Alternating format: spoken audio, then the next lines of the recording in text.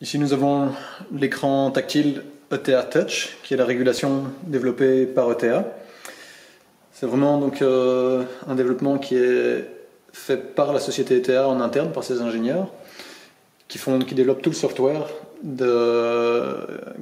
qui est le même pour toutes les chaudières ETA.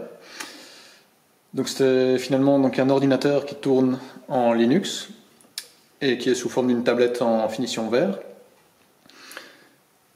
Ici, donc, l'avantage, c'est qu'on a quelque chose de très complet en termes de réglage. On a accès à beaucoup de paramètres et à beaucoup de possibilités, tout en gardant quelque chose de très ergonomique et de facile à utiliser. Donc, le principe est un peu comme sur les smartphones, avec des icônes bien explicites et une navigation facile. On peut vraiment avoir une facilité d'utilisation. Donc, le principe est que pour chaque installation, lors du paramétrage, on indique à la régulation tous les éléments qui font partie de l'installation. Et ensuite, on peut avoir accès soit avec un menu visuel avec des icônes, soit avec un menu de texte plus détaillé avec des sous-menus, soit avec le menu plus pour l'installateur de savoir où se trouvent les sondes et les connexions, et de pouvoir tester chaque moteur aussi, soit avec les menus d'erreur. Donc ici par exemple on a une chaudière, une installation solaire, un ballon tampon, un boiler, un circuit radiateur, un silo et la sonde extérieure.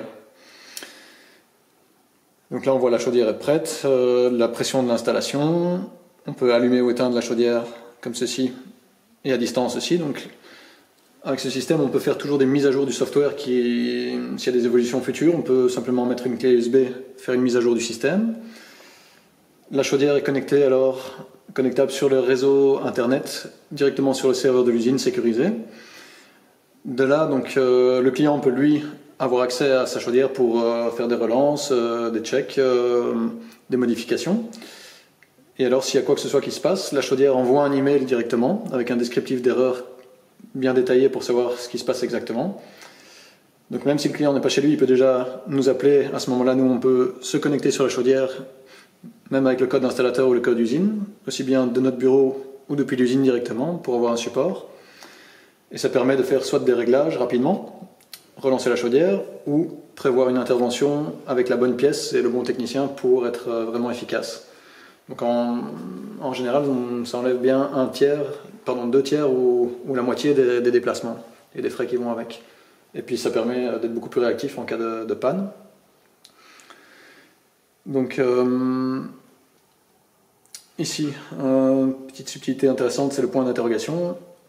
Dès qu'on cherche une information, avec le point d'interrogation, on a finalement accès à tout le manuel. Donc on n'a plus besoin d'avoir le manuel papier. Tout le manuel explicatif est intégré directement dans la chaudière.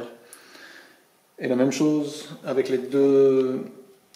On a aussi un système donc, avec les 2 interrupteurs ici pour que la chaudière indique tout le mode d'entretien. Donc lorsqu'on lance un entretien, tout est détaillé directement sur l'écran avec des icônes et des animations pour dire quel capot il faut ouvrir, à quel endroit il faut nettoyer, et ainsi de suite. Et donc chaque fois elle enregistre aussi qui fait l'entretien. On a donc sur la chaudière on peut régler pas mal de choses, les heures d'aspiration, les états de fonctionnement. On a toutes les statistiques, donc le nombre d'heures de fonctionnement, consommation totale, consommation depuis le descendrage, depuis le vidange du cendrier. La gestion ici par exemple de la combustion avec les températures des fumées, le tour du ventilateur et l'oxygène résiduel, qui est mesuré par la sonde lambda. Au niveau des utilisations, pour le silo, donc on indique à la chaudière combien on a reçu à la livraison. Et alors, la chaudière va faire automatiquement le décompte, elle indique ce qui reste dans le silo. Et on peut choisir la limite d'avertissement, de dire à quel moment on souhaite recevoir un mail pour rappeler qu'il faut recommander des pellets.